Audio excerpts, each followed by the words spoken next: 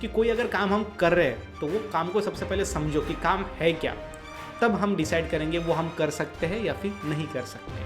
आपका हैंडराइटिंग अच्छा होना चाहिए, आपको थोड़ा अंडरस्टैंडिंग होना चाहिए इंग्लिश के बारे में, और उसके साथ ही साथ आपको एक प्रॉपर प्रेजेंटेशन मालूम होना चाहिए। अगर उतना रहेगा और ये 4 चीज़ों का फॉर्मेट अगर आपको पता रहेगा तो आराम से आप अच्छे मार्क्स स्कोर कर सकते हो। सॉरी स्टूडेंट्स, कैसे हो आप सभी लोग? स्वागत है आप सभी का हमारे यूट्यूब चैनल के ऊपर। और आज के इस वीडियो में हम देखेंगे क्लास 12 इंग्लिश पेपर स्ट्रैटेजी। पहला ही पेपर है क्योंकि क्लास 10th में तो हमारे एग्जाम हो ही नहीं है, कोविड की वजह से पास हो गए। वैसे ही क्लास 11th में तो वैसे ही एग्ज़ाम ज़्यादा कोई हार्ड होती नहीं है। अभी डायरेक्टली क्लास 12th में पहली बार हम सेंटर पे जाने वाले हैं। तो सबसे पहले फ्रेंड आपको बता दूं कि आप आराम से पास हो सकते हो, कोई ज़्यादा डरने की कोई बात है नहीं। और आपको इंग्लिश की स्ट्रैटेजी बताने वाला हूँ जो आप एक दिन में भी कर सकते हो। ठीक है, एक दिन में भी आप वो कर सकते हो क्योंकि ईजी है। देखो क्या होता है कि सबसे पहले इंपॉर्टेंट चीज़ वो है कि कोई अगर काम हम कर रहे हैं तो वो काम को सबसे पहले समझो कि काम है क्या, तब हम डिसाइड करेंगे वो हम कर सकते हैं या फिर नहीं कर सकते। इसलिए सबसे पहले पेपर पैटर्न एंड इंग्लिश का कौन सा सेक्शन कितने मार्क का है, क्या है, वो समझना बहुत ज़्यादा ज़रूरी होता है। और जब वो समझ में आ जाए कि अरे ये तो बहुत ईजी है, पासिंग तो आराम से हो जाएगा, तब आपको पूरा अच्छा लगता है और आप आराम से उस पेपर को सॉल्व करके आते हो। ठीक है, तो अभी ये है कि आपने पीसीएमबी पे फोकस किया है, इंग्लिश मराठी पे फोकस नहीं किया है। इसके कारण इंग्लिश आपका सब्जेक्ट वीक है, आपको प्रॉपर उसके बारे में कुछ स्टडी नहीं है।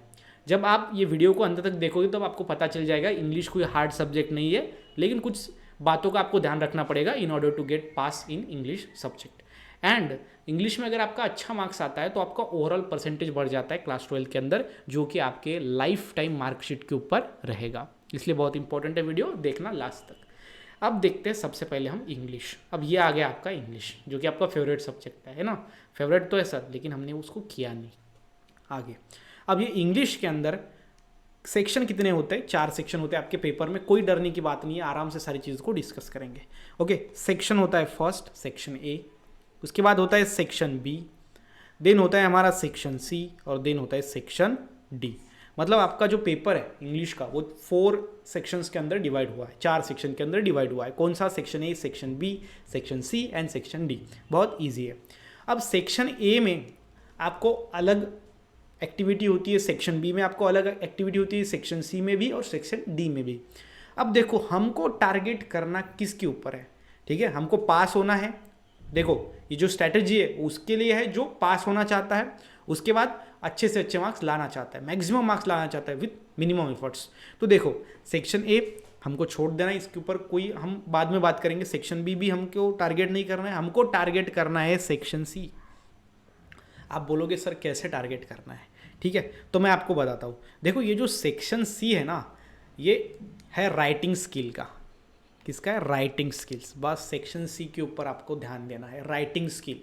अब राइटिंग स्किल आप बोलोगे सर हमको कुछ भी नहीं आता। देखो इंग्लिश में बेसिक चीज़ें आपको मालूम होना बेहद ज़्यादा ज़रूरी है। बेसिक चीज़ें मतलब क्या कि अगर आप कोई सेंटेंस रीड करते हो तो वो समझ में आना चाहिए।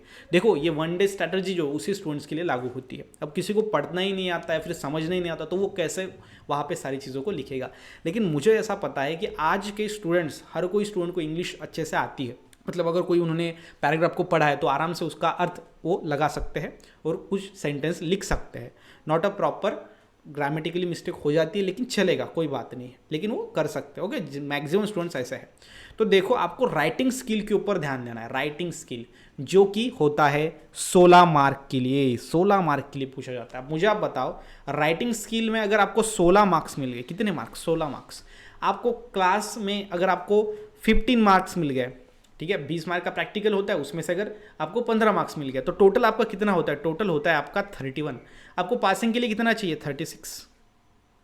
ठीक है, तो पासिंग के लिए 36 चाहिए, तो इसको आप 5-6 मार्क इधर सेक्शन ए और सेक्शन बी में आराम से ला सकते हो, तो आपका पासिंग तो आराम से हो जाएगा। ठीक है, सो पास होना वो ज़्यादा इंपॉर्टेंट है, लेकिन ज़्यादा हार्ड भी नहीं है, ध्यान में रखना।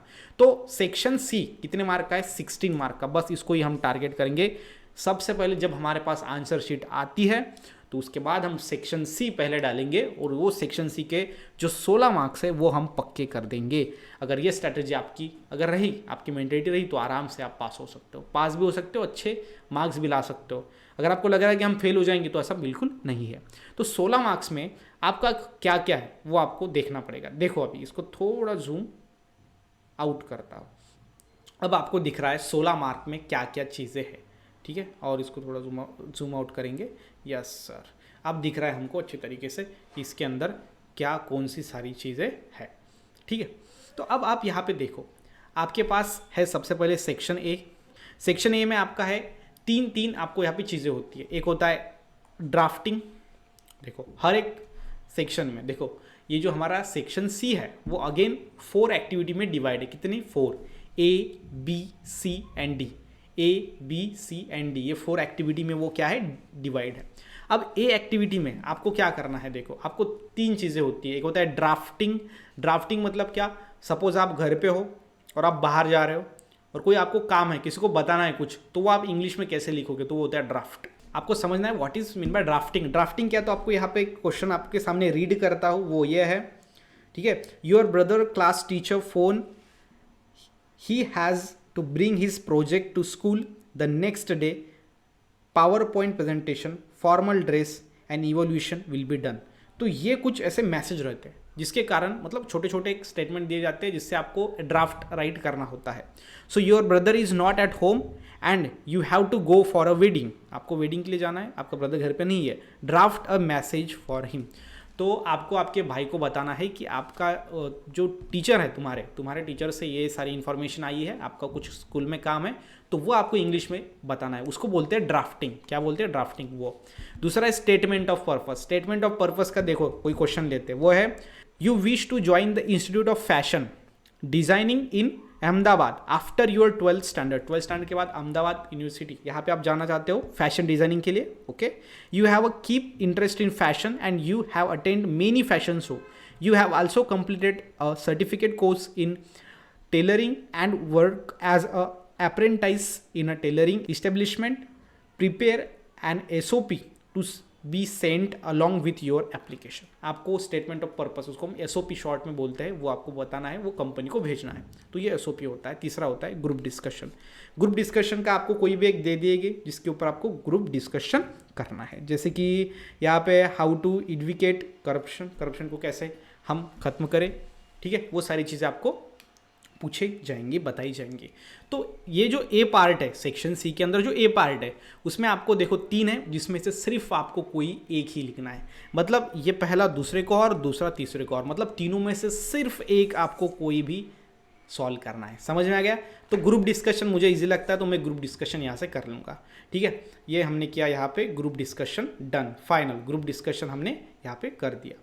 अब आगे चलते हैं। आगे बी में है ईमेल राइटिंग, रिपोर्ट राइटिंग और इंटरव्यू। ये तीनों में से सिर्फ एक, ठीक है। ये ईमेल जो है वो हमारा और रहेगा, रिपोर्ट राइटिंग रहेगा इंटरव्यू को। तो जो इजी लगता है वो यहाँ से हमको एक करना है। उसके बाद सी में रहता है आपका स्पीच राइटिंग, कंपेयरिंग, उसके बाद रहता है एक्सपांशन ऑफ आइडिया।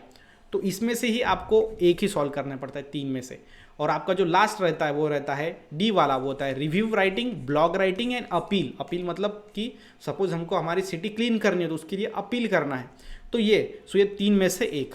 आपको यहाँ पे क्लियर दिख रहा है कि 4 पार्ट आपको यहाँ पे सेक्शन सी में है। हर पार्ट में 3 आपको राइटिंग दिए गए हैं, 3 टाइप की, उसमें से सिर्फ एक आपको सॉल्व करना है। तो 4 में से हम 4 सॉल्व करेंगे, कोई भी एक इसमें से, तो हो जाएंगे, हर एक को रहेंगे 4 मार्क। तो ये 1 × 4, ओके। तो ये हर एक को 4 मार्क रहेंगे, तो टोटल जो हो जाएगा हमारा हो जाएगा 16 मार्क। कितने? 16 मार्क्स हमको यहाँ पे मिल जाएंगे। अब देखो ये 16 मार्क्स हमको मिल गया, ठीक है। यहाँ पे इस जगह पे आते, ठीक है। 16 मार्क्स हमको मिलेंगे सेक्शन सी के अंदर, ठीक है। सेक्शन सी 16 मार्क्स हमारे यहाँ पे कंटिन्यू हमको मिल गए कंप्लीटली, ठीक है। उसके साथ साथ प्लस आपको जो है वो आपको पता है प्रैक्टिकल्स के होते हैं 20 मार्क, उसमें से आपको समझ लो आपको 16 मार्क मिल गए कॉलेज में। तो आपके हो जाएंगे 16 × 16 कितना हो गया? 32 मार्क्स। अब सेक्शन ए और सेक्शन बी में क्या होते हैं? कुछ ऐसे सवाल होते हैं जो पैराग्राफ रीड करने उसके आंसर्स देने हैं, पैराग्राफ रीड करने उसके आंसर देने हैं। मैक्सिमम नहीं, मिनिमम 10 मार्क तो आपको वहाँ से आराम से मिल सकते हैं। 10 मार्क, अगर 10 मार्क इसके अंदर ऐड कर दिए जाए तो ये हो जाएगा 42।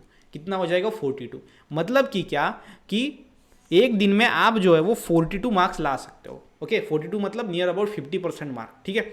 42 मार्क अगेन, ये 10 में अगेन अगर आपने 8 मार्क का एक्स्ट्रा लिख दिया, कितने मार्क का, 8 मार्क का अगेन आपने अगर एक्स्ट्रा लिख दिया तो आपका जो स्कोर आ जाएगा वो आ जाएगा 50, मतलब 50 मार्क्स आपको मिल जाएंगे। 50 मार्क्स बहुत ज़्यादा होते हैं, बहुत ज़्यादा नहीं लेकिन आधे हैं, ठीक है, 50 मार्क्स, ठीक है। तो आपने क्या किया, सिंपल में सेक्शन सी जो है राइटिंग स्किल, उसके ऊपर ज़्यादा फोकस करेगी, उसके ऊपर ज़्यादा फोकस करो। तो वो कैसे लिखना है, क्या लिखना है, वो तो आपको पता ही होता है, लेकिन एक फॉर्मेट में आपको वीडियोस देख लेना है। सिंपल में क्या करना है, आपको वीडियोस देख लेने हैं। मतलब यहाँ पे सिंपल में ड्राफ्टिंग कैसे लिखे, स्टेटमेंट ऑफ पर्पस, अब ये तीनों में से तो एक ही आएगा ना, तो ग्रुप डिस्कशन में यहाँ पे क्या करता हूँ, सिलेक्ट करता हूँ। क्या सिलेक्ट करूँगा, group discussion. So group discussion के ऊपर मैं स्टडी करूँगा, यहाँ पे इंटरव्यू के ऊपर स्टडी करूँगा, यहाँ पे मैं करूँगा स्पीच कैसे लिखे उसके ऊपर, और यहाँ पे मैं करूँगा हमारा अपील के ऊपर या फिर ब्लॉग राइटिंग के ऊपर। मतलब एक एक 4 पॉइंट आपको उठा लेने हैं, बस उसके ऊपर आपको देखना है किस फॉर्मेट में लिखा जाता है, कैसे लिखा जाता है, कैसे क्लोज किया जाता है, कैसे ओपन किया जाता है, मतलब स्टार्टिंग में क्या लिखना है, एंडिंग में क्या लिखना है। बस इतना पढ़ाई अगर आपने किया तो आपको कितने मिल जाएंगे, आपको मिल जाएंगे 16 मार्क। 16 में से 16 100% मिलने चाहिए, उतना पढ़ाई करना पड़ेगा। उसके बाद आपको 16 मार्क्स जो है वो वहाँ पे प्रैक्टिकल्स के मिल जाएंगे। उसके साथ साथ ये 10 और 8 18 मार्क्स आपको जो है सेक्शन ए और सेक्शन बी में आप आराम से सॉल्व कर सकते हो, क्योंकि आपको उतनी अंडरस्टैंडिंग है। तो आपने एक दिन में 50 मार्क्स नहीं लाए, क्योंकि इसके पहले ही आप बचपन से इंग्लिश सीख रहे हो, तो उसमें से ही ये आपका फ़ायदा हो चुका है यहाँ पे, और इस तरीके से आप 50 मार्क्स ला सकते हो। अगर सेक्शन ए और सेक्शन बी में अगर और आपका थोड़ा आप शार्प हो तो मैक्सिमम अगेन अगर आपने यहाँ पे 18 मार्क की जगह पे अगर 20-25 ला लिए तो उतना आपका यहाँ पे स्कोर बढ़ेगा, ठीक है। तो ध्यान में रखना, पासिंग बहुत ज़्यादा इजी है, ज़्यादा कुछ हार्ड नहीं है, क्योंकि आपका जो पेपर सेट किया जाता है क्लास 12 इंग्लिश बोर्ड का पेपर, सो जो आपका 30% पोर्शन है क्लास 12 बोर्ड एग्जाम के अंदर इंग्लिश पेपर के अंदर, वो होता है ईजी, मतलब 30 मार्क का ईजी पूछा जाता है। उसमें बाद 50 जो परसेंटेज होता है वो होता है एवरेज, ठीक है, ये हो गया अपना 50% एवरेज, और 20% जो पार्ट होता है ना वो होता है हार्ड, ठीक है, ध्यान में रखना हार्ड। तो यहाँ पे ये अगर हमने एवरेज और इजी भी मिला दिया तो 80 मार्क का पेपर जो होता है ना, मतलब 80 मार्क में से अगर 80% निकाल दिया जाए तो उतना पेपर बहुत ज़्यादा ईजी होता है, ध्यान में रखना। ओके, समझ में आ रहा है। तो 80 मार्क का पेपर, 80% जो पेपर है आपका, 80 मार्क से समझ लो आपका 60 मार्क का, ओके 60 मार्क का पेपर आपका एवरेज होता है। उसमें से 30 मार्क का तो इजी होता है, क्योंकि पासिंग बहुत इजी है, कोई फेल ना हो इसलिए कुछ पोर्शन इजी डाल देता है। क्योंकि क्लास 12 के बाद उसको नीट में जाना है या फिर कोई अलग फील्ड में भी वो जा सकता है, बीए आप वो आर्ट भी कर सकता है, उसका इंटरेस्ट आर्ट में भी हो सकता है। तो हर कोई बच्चा इतना शार्प क्लास 12 में हो ऐसा नहीं होता, तो ओवरऑल सारे स्टूडेंट को देखकर ये पेपर डिज़ाइन करना पड़ता है बोर्ड्स को। तो इसलिए ध्यान में रखना, पासिंग बहुत ईजी है। और मुझे लगता है अगर ये स्ट्रैटेजी आपको समझ में आई, ये वीडियो से अगर आपको थोड़ा बहुत भी स्ट्रेस आपका रिलीज़ हो गया होगा कि पासिंग बहुत ईजी है और हम ये स्ट्रैटेजी अपना के सारी चीज़ कर सकते हैं।